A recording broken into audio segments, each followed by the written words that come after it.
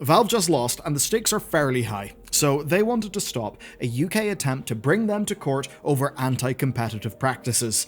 They have just lost that attempt, and that does mean that they'll be brought to court. And if they lose in the end, they'll be paying out hundreds of millions to UK gamers and, of course, the legal team that took them on. And this is all to the tune of £656 million.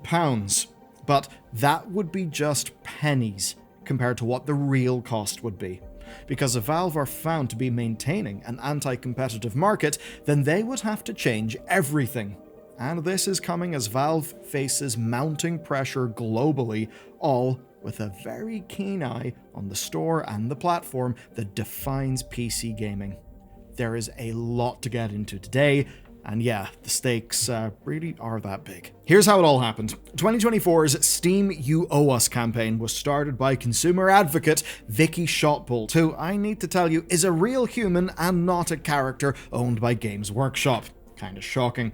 But it was started by her and a legal firm called Milberg London LLP on behalf of 14 million UK gamers. Now, Milberg being here does actually matter because they led the first collective action case to be certified in 2021, though they did end up losing that one in the end. You may be wondering then, what do they actually want and what's going on? Well, they argue that Steam's dominance and policies means that games and DLC are more expensive than they could be under perfect market conditions. Now, this collective action, which by the way is quite similar to a class action in the United States, this would entitle anyone who purchased a digital game since June 2018 to some of their money back, and it would mean that Valve would have breached anti-competition law in the UK. Now, for Scotland, that date extends to January 2010, and they've actually got better consumer rights legislation. Rather obviously, Valve does not want this to proceed, but despite their best efforts, it will proceed. Next, the hearing. In October, a hearing at the Competition Appeals Tribunal was held for the proposed class representative to make their case, with of course Valve being the party attempting to stop it. And this week, the results of that were published. And to be clear, this wasn't a hearing on the evidence. This was just whether the collective action would be allowed to proceed. Now in this, the PCR, who's the class representative, had to show that the case was funded correctly, that the correct procedures had been followed, and that they had prepared believably plausible arguments for the full tribunal. Now, the PCR case rests on several principles that they had to plausibly argue as being sound. And here's the basics. 1. That Steam is dominant as both a platform and a store on PC gaming. I think we all agree that one is fairly true. Outside estimates place its market share between 75 and 85%, certainly does back that up. And then 2, that they have platform parity obligations which prevent game sales at a lower RRP on other stores and tie DLC sales for any game on Steam to Steam's store. And that really is the huge one. Now, I can already see the comments. But Steam keys can be bought anywhere, you may say. Yeah, you're right, you can go and buy Steam keys on another site. But we will get there, because it's not just Steam keys. And there's actually some leaked emails from Valve that are not really a good look for this case.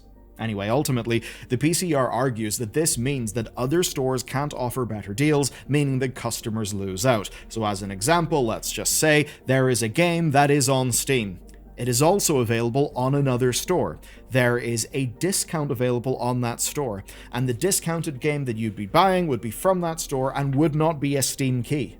Right? So nothing to do with Valve. Valve's policy would still apply to that game on the other store that is not a Steam key. So that would effectively amount to market-wide price control, because basically even a developer could not offer their game just, themselves on their own store at a lower price without Valve saying, all right, well, we're going to put you off our store then. The whole anti-competitive point being that Valve is now so big and so dominant that you basically can't really get by without being on their store. There's a lot of nuance, but big picture, Valve, rather obviously, does not agree. So let's get into the arguments. Now, you know that moment in a conversation or a meeting where someone finally articulates the solution you've been chasing, or when an idea hits you mid-walk and it's just lightning in a bottle, but then you lose it and you're not able to catch it.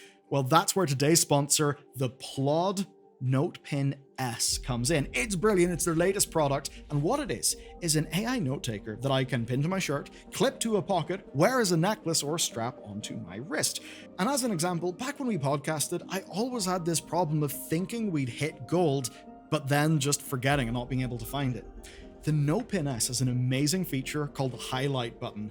You simply tap it whenever something interesting or important happens, and then that moment is flagged in the transcript. So no more scrubbing through hours of audio hoping you remember where the piece of gold was, and no more anxiety as to whether the summary captures the thing that you really cared about or not.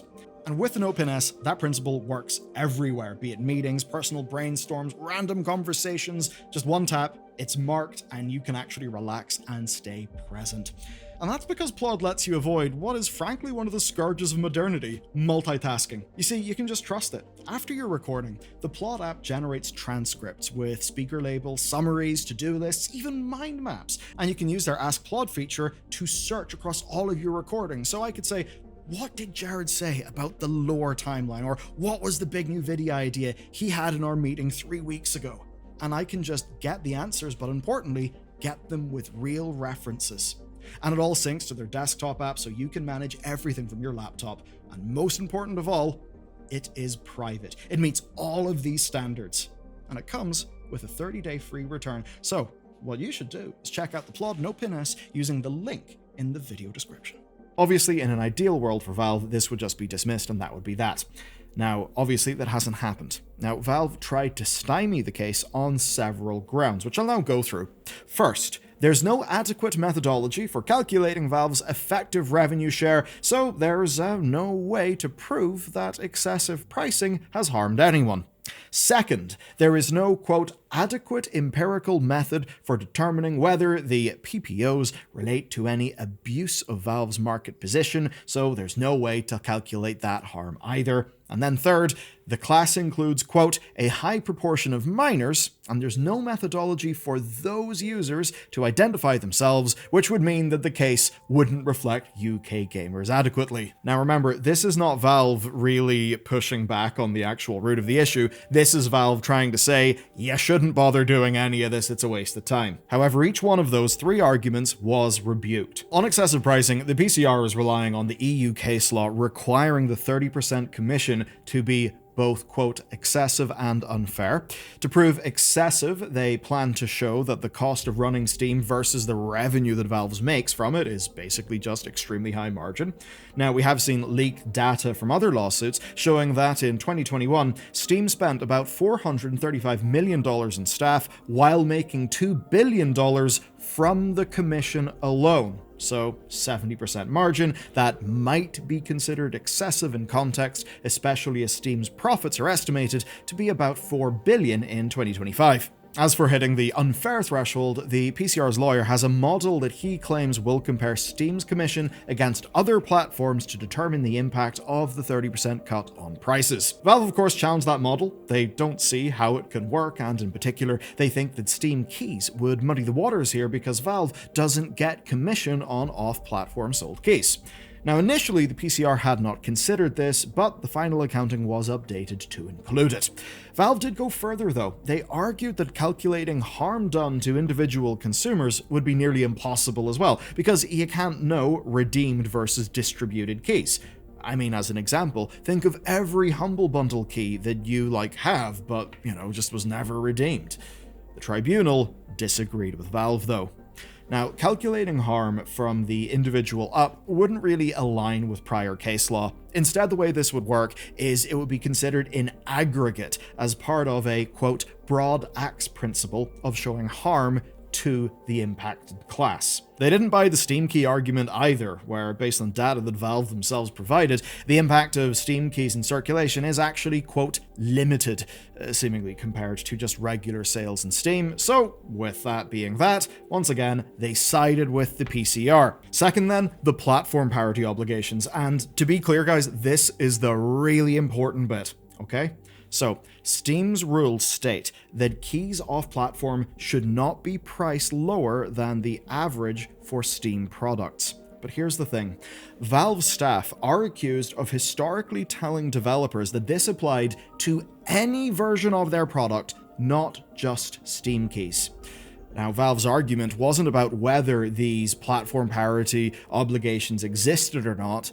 Their argument was that there was no way to prove an impact on customers. Basically, you can't see money that hasn't been made, so this would all be theoretical with, quote, no robust methodology, and they pointed to a case where the tribunal found economic theory alone did not justify anti-competitive findings. But unfortunately for them, the tribunal disagreed. They noted that the case that Valve brought up that I just mentioned wasn't comparable. They said it was a useful reference point, but not comparable. And they went further, saying they were actually fine with the model that was going to be used. Now, the PCR has a study of 37 games where they claim they can demonstrate, right, these games as practical evidence, not just in a theoretical way.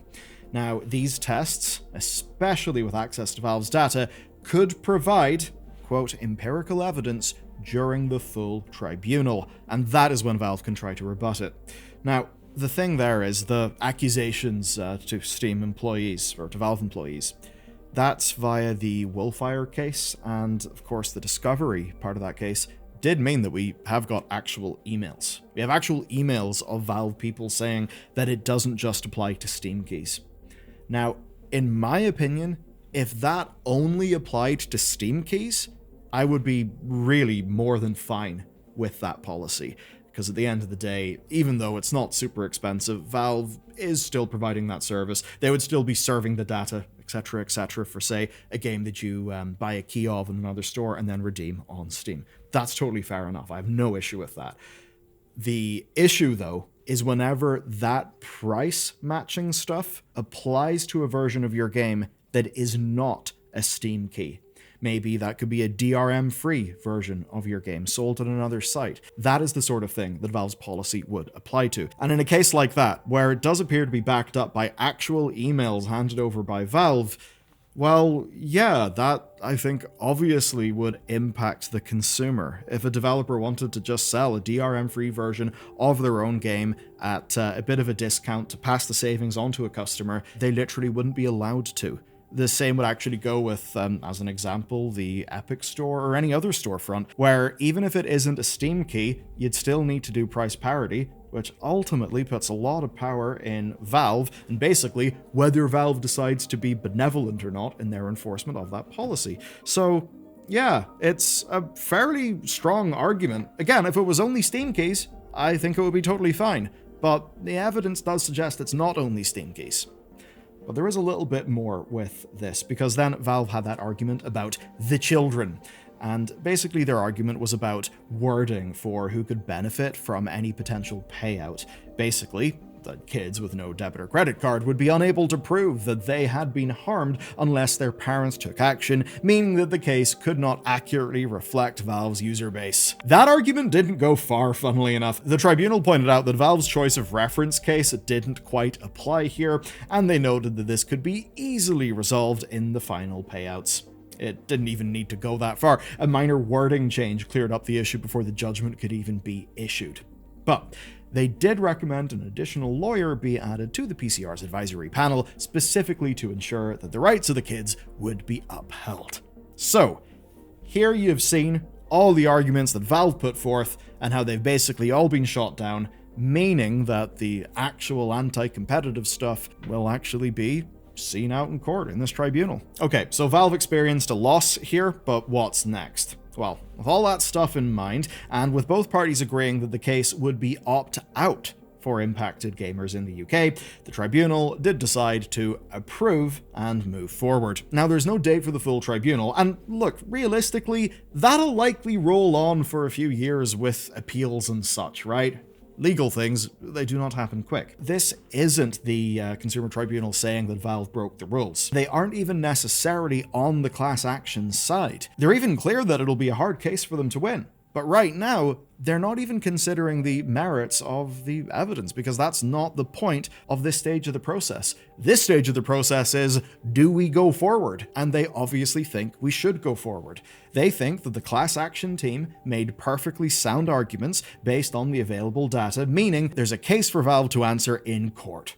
By comparison, Valve doesn't really come off well here. There are gentle corrections on how case law should be interpreted, there are attempts to shut down the PCR's analysis that are rebuked, with requests for Valve's data to disprove it, and their procedural challenges have all been stymied. Valve basically did just kind of have all their arguments be slapped about. And you still may be thinking, what does this mean for me? Well, it could mean something for you, even if you're not in the UK. I mean, you know that refund policy that Steam has that everyone thinks is pretty damn great? That only happened because of legal stuff in Australia that basically forced them to do it. And we've seen other such examples. In 2024, they changed their arbitration policy to be more customer friendly after a legal firm manipulated their previous policy to earn a payday. And of course, there's the fun case of the little box whenever you go to buy a game on Steam that makes it very clear that you're buying a license and that you don't own the game. Now, that was always the case, but yeah, they made sure it was very prominent in their checkout flow because of the legal scrutiny. So what we've established is that Valve doesn't really change Steam until they're kind of forced to. And the double whammy of the Australian regulators and the EU legislation in 2014 and 2015 is why we've got those refunds. Now, the UK is not necessarily as big a market as, say, the EU, but it is still fairly big. But with this case, the Wolfire and Dark Cat combined antitrust suit in the US, and then the Polish regulators' investigation into anti-competitive practices in Steam, all amount to global pressure. There's stuff in the EU, stuff in the US, stuff in the UK. This is actually mounting. And just one case building a successful argument gives other regulators a roadmap to make theirs better. And that then means it's up to Valve to decide whether they want to change their policies again, as they have done many times in the past, often to our benefit. Now, people will point out that companies don't have to drop their prices, even with a lower commission, but they could have that as an option if this gets through. And if that sort of thing happens, maybe the 30% goes down, then hey, some of the benefits could be devs making more money. And that's good for you. The less your money goes to a middleman and the more that it goes to an actual developer, then the more that developer is able to make other games, more games for you. That is good for the consumer, and when more devs are able to make more games, it means there's more competition. That's good for prices, it's good for innovation, and both of those things are good for the customer. That's why we want a lot of competition in the market, and it's why, as much as there are many fantastic things about Valve and Steam, I love their product, competition is still a good thing. Though sometimes in a rush to compete and to make their shareholders happy, maybe some rough things happen, maybe some psychological dark patterns that infest our video games and make them worse. Well, as it turns out, EU's taken a look at that, and we have a major update to that story, so if you're tired of bullshit being in your video games, you should watch this video next.